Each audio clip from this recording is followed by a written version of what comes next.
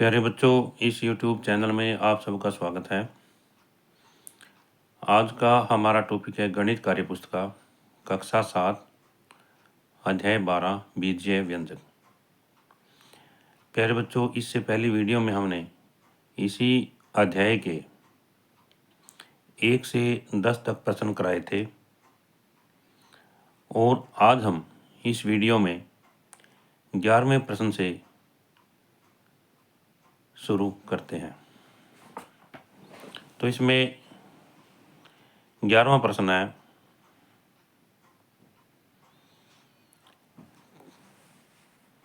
जब p बराबर -4 हो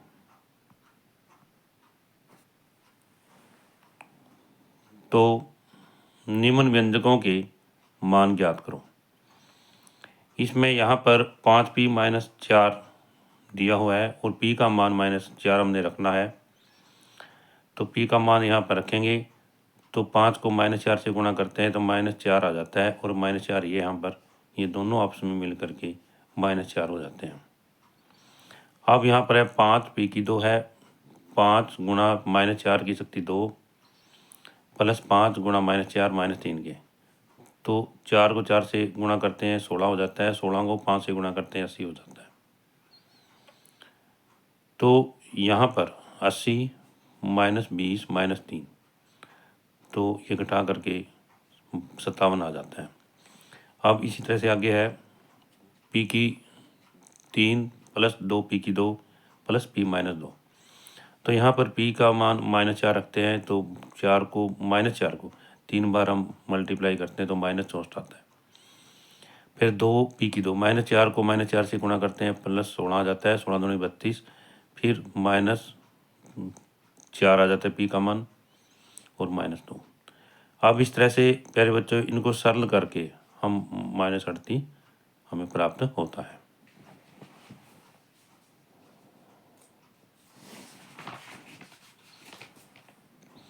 आगे 12वां प्रश्न है, जब x बराबर 0, y बराबर 1 तथा z बराबर -1 हो तो निम्न व्यंजकों के मान ज्ञात करो। तो इसमें है यहाँ पर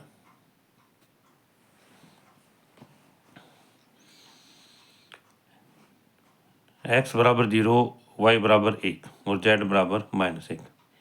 यहाँ पर जैसे 3x + 3 है y है तो x का मान 0 रखेंगे, 3 ये ब्रैकेट के अंदर 0 है या 3 गुणा 0 0 हो जाता है। 3 का मान 1 रख x y का मान 1 रखेंगे, 3 को y 1 से गुणा करते हैं तो 3 आ जाता है। तो 0 + 3 बराबर 3 के। इससे आगे है 3x की 2 जमा 3y की 2 जमा z की। यहाँ पर x का मान 0 तो ये 0 हो जाता है। यहाँ पर 3y की 2 है, 1 की शक्ति 2 है, तो यहाँ पर क्या होगा 3 ही आ जाता है, 1 से गुणा करेंगे इसको और z का मान -1 रखते हैं। तो इस प्रकार 3 में से -1 चला जाता है तो 2 रह जाता है। इस तरह से आगे है 4x की 2 जमा 2y जमा 3z की 2। तो यहाँ पर भी x बराबर 0 है रखेंगे, 4 0 हो जाता है। यहाँ पर 2 को 1 से गुणा करते हैं 2 और 3 को z की शक्ति 2 से गुणा करते हैं, z का मान 1 रखते हैं यहाँ पर तो 3 आ जाता है। 2 + 3 5 के। अब इस तरह से आगे है 3x की 2 yz जमा 2xy की 2 जमा xyz। तो 3x की 2, x का मान 0 है तो जब हम यहाँ 0 रखेंगे प्यारे बच्चों तो यहाँ पर क्या है कि सारे मान जो है 0 हो जाते हैं और यहाँ पर जो है z है, z का मान यहाँ पर कितना आना चाहिए, यहाँ पर माइनस आना चाहिए, -1।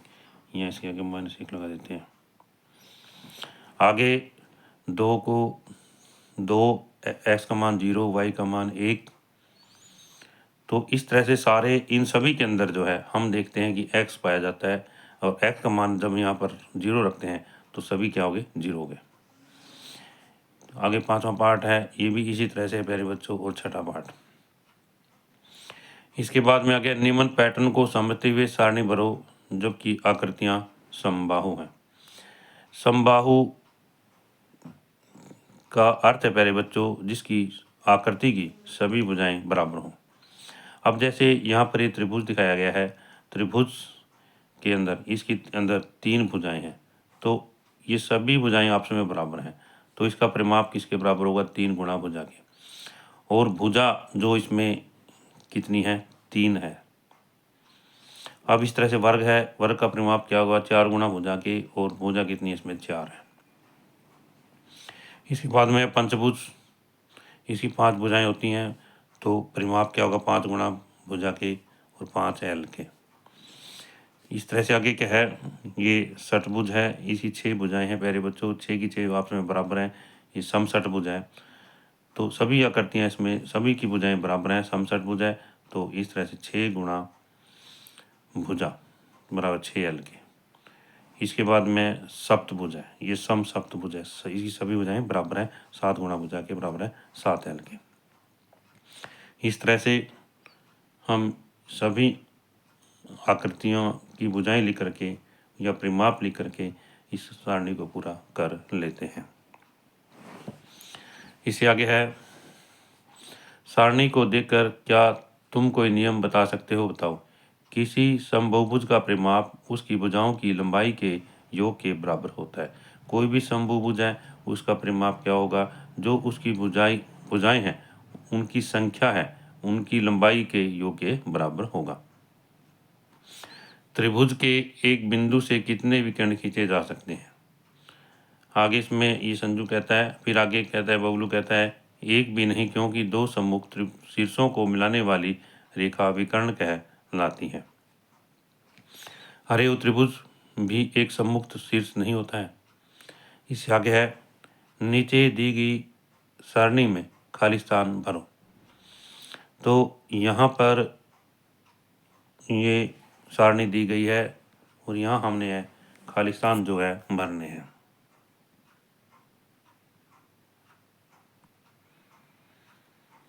तो इसमें सबसे पहले ये आकृति दी गई है, आकृति 1, इसमें विकर्णों की संख्या कितनी है? विकर्ण दिखाए गए हैं, कोई भी इसमें आकृति जैसी आकृति दिखाई गई हैं, और इसमें शीर्ष विकर्णों की संख्या कितनी है? प्राप्त त्रिभुजों की संख्या कितनी है? तो प्यारे बच्चों, इसमें जो त्रिभुज है इसमें विकर्ण नहीं है इसमें, क्योंकि सम्मुख शीर्षों से मिलाने से सब विकर्ण बनता है। तो इसमें शीर्ष विकर्णों की संख्या 0 है, और इसे जो प्राप्त त्रिभुज है उसमें 0 है, क्योंकि इसमें कोई विकर्ण नहीं है। फिर आगे है, ये वर्ग दिखाया गया है, इसमें इसके सम्मुख शीर्षों को मिलाया गया है। तो इस प्रकार सम्मुख शीर्षों विकर्णों की संख्या 1 और त्रिभुजों की संख्या कितनी है? 2। इसके बाद में आगे है, यहाँ पर ये चतुर्भुज दिखाया गया है, और इसके अंदर ये शीर्ष विकर्णों की संख्या 1 है, प्राप्त त्रिभुजों की संख्या कितनी है? 2 है। इसके बाद में प्यारे बच्चों, ये पंचभुज है, इसमें विकर्ण है यहाँ 2 और विकर्णों की संख्या 2 है। यहाँ पर प्राप्त त्रिभुज कितने? 3 है। इस तरह से आगे हम देखते हैं, ये पंचभुज है, आगे ये कितनी है? षटभुज है।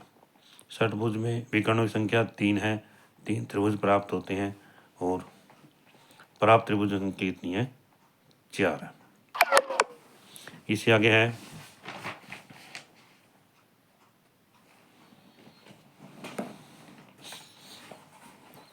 इस आधार पर तुम कोई नियम बता सकते हो तो बताओ।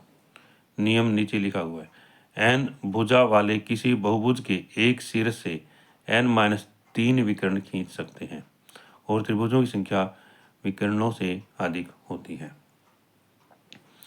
15वां प्रश्न है, नीचे कुछ आकृतियों के पैटर्न दिए गए हैं, प्रत्येक आकृति पैटर्न में प्रकृति की संख्या बढ़ाने में भुजाओं की संख्या जो है बढ़ रही है। तो इसमें है, प्रत्येक पैटर्न के सामने आकृतियों की n संख्या हो जाने पर भुजाओं की संख्या कितनी होगी?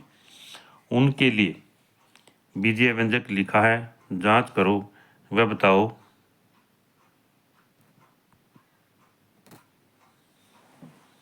कि लिखा बीजीय व्यंजक उस पैटर्न की भुजाओं की संख्या के लिए सही है या नहीं, इसमें हमने बताना है। तो इसमें यहाँ पर आकृति की संख्या दी गई है। जैसे यहाँ पर एक त्रिभुज है, यहाँ पर दो त्रिभुजें हैं, यहाँ पर तीन त्रिभुजें हैं, यहाँ पर चार त्रिभुजें हैं। तो यहाँ पर भुजाओं की संख्या हमने बतानी है। जैसे 1 2 3, यहाँ पर भुजाओं की संख्या है 2n+1 है। तो यहाँ पर भी भुजाओं की संख्या 2n+1 है, इस तरह से। तो n का मान जब हम रखते हैं यहाँ पर, जैसे हमने यहाँ पर रखा 2 गुणा 1+1 के, तो यहाँ पर 3 हुई और यहाँ पर कितनी 5। इस तरह से यहाँ पर n का मान 3 रखते हैं तो 2 3 6 और 1 7 7 हुई यहाँ पर। आगे प्यारे बच्चों इसमें हम देखते हैं कि 2n+1 रख लेते हैं। इस तरह से हम बढ़ते चले जाते हैं और n का मान जो है n ही रहने देते हैं। तो आकृतियों की संख्या कितनी हुई? तो पहले इसमें भुजाओं की संख्या है, जैसे अब यहाँ पर दिखाया गया दूसरा पैटर्न है यहाँ पर। तो ये 1 है, ये 2 है, ये 3 है, ये 4 है, इस तरह से। तो भुजाओं की संख्या कितनी है? 3n+1 के 4 की हुई। यहाँ पर n बराबर 2 रखते हैं तो 7 हो जाती है, n बराबर 3 रखते हैं तो 10 हो जाती है। हम इनको जैसे यहाँ 7 है, 1 2 3 4 5 6 7 गिन भी सकते हैं। तो इस तरह से इनको भी हम गिन सकते हैं, इतनी आ जाती है हमारे पास में। इसके बाद में आगे है, अब नीचे दिए गए पैटर्न के लिए सारणी भरो। जैसे यहाँ पर सारणी ये दिया गया, यहाँ पर इसके अंदर क्या है, आकृति 1 2 और 3 है यहाँ पर, और इसमें भुजाओं की संख्या कितनी है यहाँ पर ये गिन लेते हैं, 1 2 3 4 5 6 और 7 है यहाँ पर। अब इस तरह से इसमें कितनी है, 12 है। आगे कितनी है, इसमें 17 है। यदि 9 इसके अंदर हो तो 47 होगी। तो इसमें यहाँ पर जो है एक फार्मूला में प्राप्त होता है 5n+2 के, कितना है, 5n+2 के फार्मूला जो है हमें प्राप्त होता है।